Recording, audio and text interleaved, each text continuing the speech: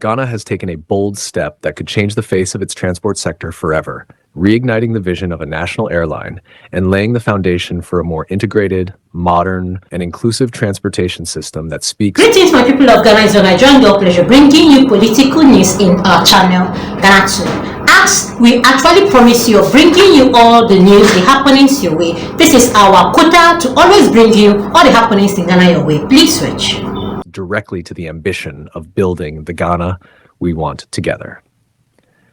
At the opening of the Ministry of Transport's first strategic review workshop, the minister made a statement that carried not just an announcement, but a clear signal of intent that Ghana is ready to restart the process of establishing a national airline, with a dedicated task force already inaugurated to spearhead this long-anticipated project. For many Ghanaians, the dream of having a functioning and globally recognized national carrier has lingered for years, representing not just national pride, but also an important economic tool to boost tourism, trade, and regional integration.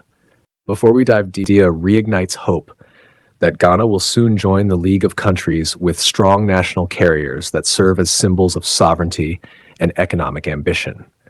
The announcement did not stand alone. It was part of a broader set of interventions that cut across aviation, maritime, road transport, and railways, all aimed at modernizing and repositioning the sector. For aviation, the ministry revealed a series of forward-looking projects that will transform not just how people fly in and out of the country, but also how passengers are processed and secured. Among these is the commissioning of the Advanced Passenger Information and Passenger Name Record Systems, technology designed to significantly enhance passenger safety and improve how authorities track and manage air travel data. These systems are more than just infrastructure. They are vital tools that will help Ghana meet international aviation standards, attract more airlines, and ensure a seamless experience for passengers.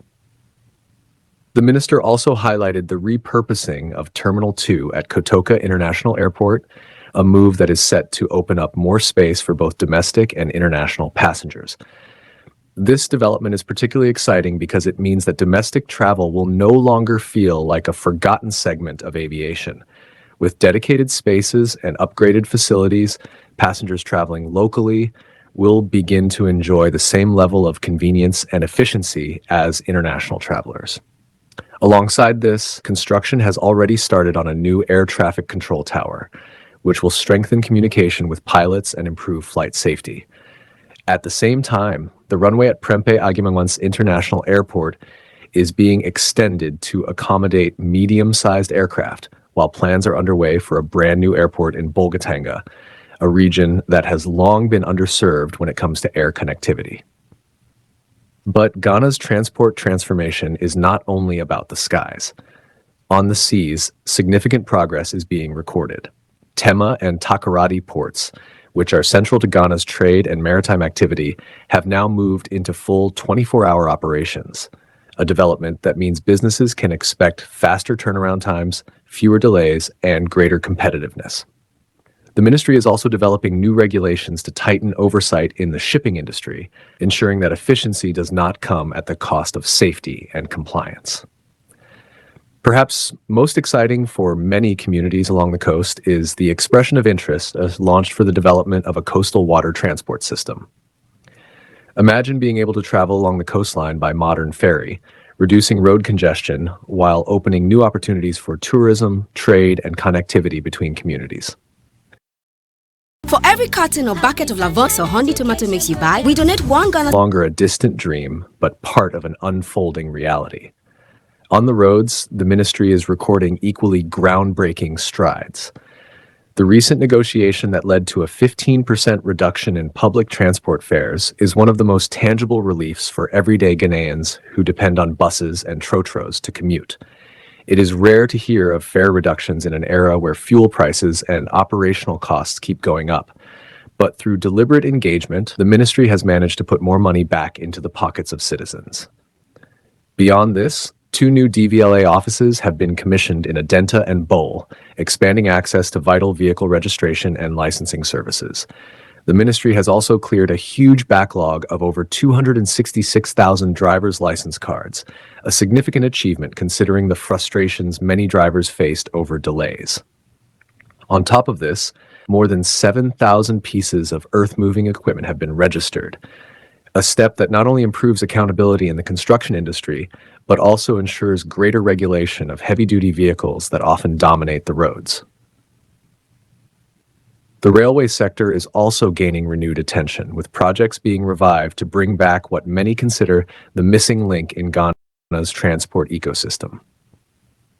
Work has resumed on sections of the Western Railway line between Manso and Huni Valley, a stretch that has the potential to unlock immense economic benefits by improving cargo movement and linking communities.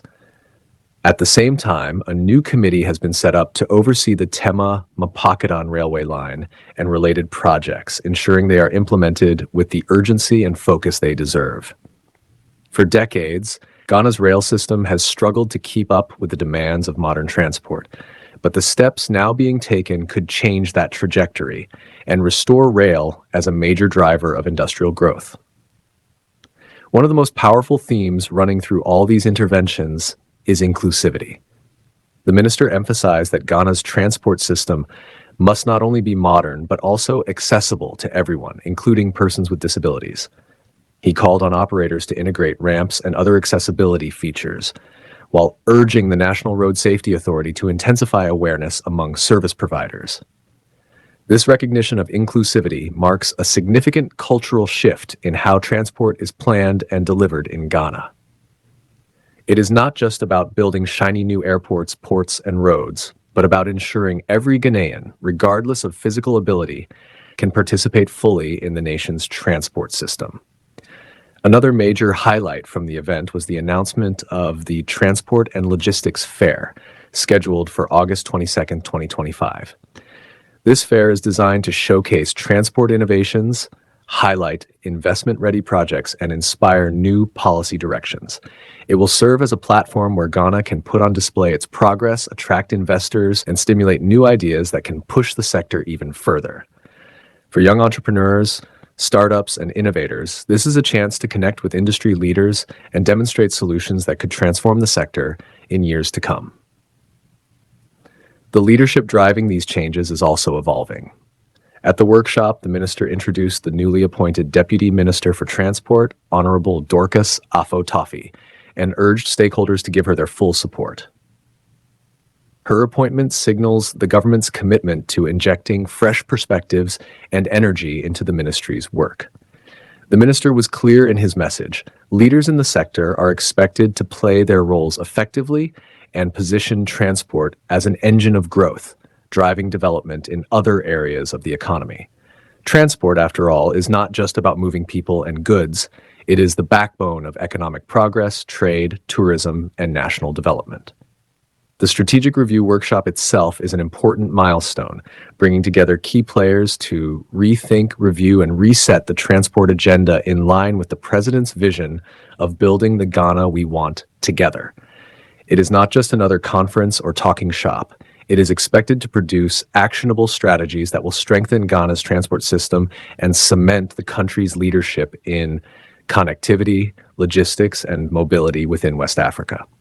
This is especially critical at a time when regional integration is becoming more important, with trade under the African Continental Free Trade Area, AFCFTA, set to reshape how goods and people move across borders. When you connect all the dots, a bigger picture emerges.